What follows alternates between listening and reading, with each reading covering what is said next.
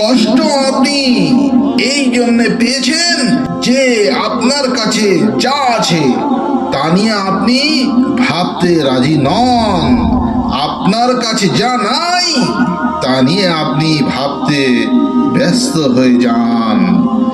দুইটি লাইন হচ্ছে একদম সঠিক। লাইনটি হচ্ছে, ঘায়েল তো এখানে সব পরিন্দাই আছে, ঘায়েল তো এখানে সব পরিন্দাই আছে, কিন্তু আবার যে উড়তে পারে সেই একমাত্রই জিন্দা আছে।